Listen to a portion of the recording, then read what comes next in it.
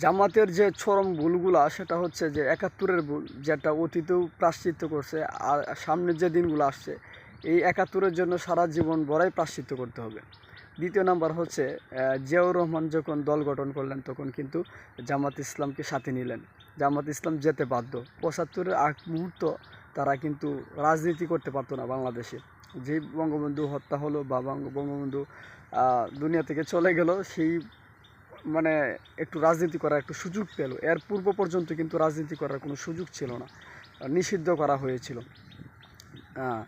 এর পরবর্তীতে হচ্ছে এই বিএনপির সাথে দীর্ঘ একটা সময় ছিল। এরপরে হচ্ছে হঠাৎ করে এরশাদের সাথে একটা লিয়াজু করা, এরশাদের সাথে চলে যাওয়া, এরশাদকে ক্ষমতায় এনে দেওয়া।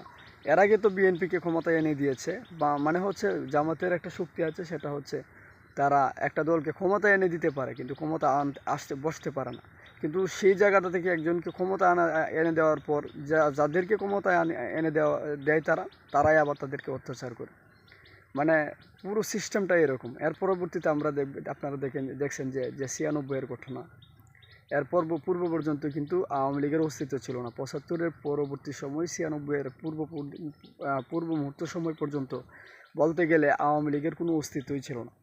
তো সেই জায়গা থেকে বিএনপি ক্ষমতায় আসলো, কিছুদিন বসলো, জামাত ইসলামের সহায়তায় রাজপথে আন্দোলন, আওয়ামী লীগ এবং জামাত অ্যাডজাস্ট হয়ে রাজপথে আন্দোলন করলো, বিএনপি ক্ষমতা থেকে সরে যেতে বাধ্য হলো।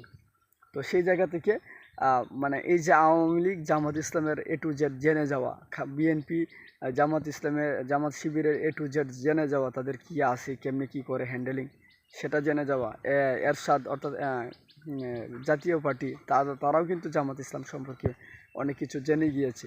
তাদের যে দুর্বলতা কোন জায়গায়, কি দুর্বলতা আছে, তাদের রাজনীতির যে প্রসেসটা সেটা কিন্তু বাংলাদেশে আওয়ামী লীগ এবং বিএনপি এবং জাতীয় পার্টি তারা কিন্তু জেনে গিয়েছে। তো সেই জায়গা থেকে কিন্তু তারা একটা ফল্টে তারা হচ্ছে এটা করতে পারবে বাংলাদেশে যে একটা দলকে ক্ষমতায় এনে দিতে পারবে।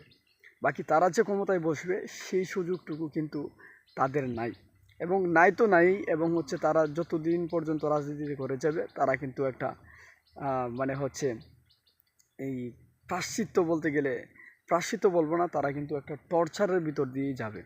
আগামী বাংলাদেশের রাজনীতি দেখেন একটা মাইন্ডকে চেপার মধ্যে আছে। সাপোজ তাদের যে নিবন্ধন সেটা কিন্তু আওয়ামী লীগ খেয়ে দিয়েছিল, নিবন্ধন নাই। কিন্তু এই নিবন্ধনটা কি তারা মানে এখন পর্যন্ত তারা পাইতে অনেক দিন হয়ে গেছে, তারা কিন্তু নিবন্ধনটা পায় নাই। তো আসলেই জামাত ইসলামের জন্য এটা দুর্ভাগ্য বলবো নাকি কি বলবো জানি না। তবে আসলে বাংলাদেশে যে আপনি যদি ফিউচারের কথা চিন্তা ভাবনা করেন, তারা কিন্তু একটা ফল্টের মধ্যে আছে। দেখেন নিবন্ধন পায় না, এরপরে বিএনপির চাপ, এরপরে বিএনপির সাথে কমিটমেন্ট, তারা কি কয়টা সিট দিবে না দিবে। আপনারা দেখছেন যে বিগত ১৮ সালের নির্বাচনে কিন্তু জামাতকে ধানের শীষ নিয়ে নির্বাচনটা করতে হয়েছে। মোটা দাগে জামাত ইসলাম সব দলের কাছে একটা ধরা হয়ে আছে যে তাদের যাওয়ার কোনো সুযোগ নাই। তারা যে রাজাকারের যে একটা ট্যাগ আছে, স্বাধীনতা বিরোধী যে একটা ট্যাগ, সেই ট্যাগটা কিন্তু সরানোর মতো কোনো অপশনও নাই। বাকি ওদের ভবিষ্যতে রাজনীতি কী ডিফেন্ড করতেছে জামাতের, সেটা বলাও দায়ী। তবে মানে ওইভাবে আমি অতীতে যেভাবে একটা দলকে ক্ষমতায় এনে দেওয়ার শক্তি তাদের ছিল, এটাই পারবে। বাকি যে ক্ষমতায় আসার মতো শক্তি, মানে সব মিলিয়ে যে বাংলাদেশের ইসলাম, তারপর হচ্ছে এনভায়রনমেন্ট, সব মিলিয়ে মানে জামাত ইসলামের হচ্ছে রাজনীতিতে বসার যে সুযোগ, সেটা আমার দৃষ্টিতে মনে হয় যে হবে না। আপনার যদি কোনো মতামত থাকে কমেন্ট বক্সে জানিয়ে যাবেন। ধন্যবাদ।